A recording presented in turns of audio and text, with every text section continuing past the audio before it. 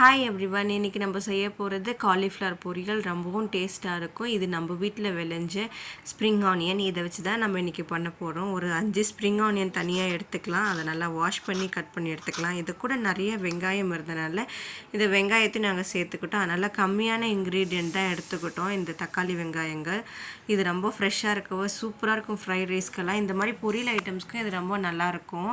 நீங்கள் ட்ரை பண்ணி பாருங்கள். இதுக்கு 3 பூண்டு, 4 பச்சை மிளகாய் இது எல்லாத்தையும் குட்டி குட்டியாக கட் பண்ணிக்கிட்டாச்சு. ஒரு அரை வெங்காயம், அரை தக்காளி எடுத்துக்கலாம். ஏன்னா வெங்காயத்தாள் நிறைய இருக்கிறதுனால கொஞ்சமாக வெங்காயம் சேர்த்துக்கிட்டோம். நான் எடுத்துக்கிட்ட காலிஃப்ளவர் கொஞ்சம் தான், அதனால தான் இந்த அளவுக்கு நான் வெங்காயம் தக்காளி எல்லாம் எடுத்துக்கிட்டேன். உங்களுக்கு எவ்வளோ தேவையோ நீங்கள் அந்த அளவுக்கு எடுத்துக்கோங்க.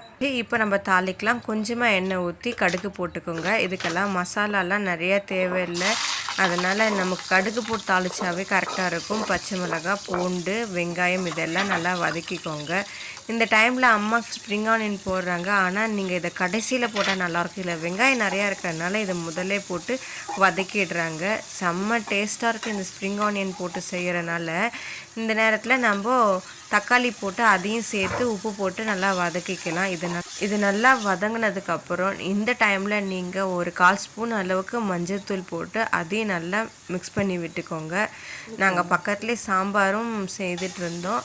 ஒரு பக்கம் காலிஃப்ளவரை எடுத்தோடனே கொஞ்சமாக எடுத்து வேகவும் வச்சுக்கிட்டோம்.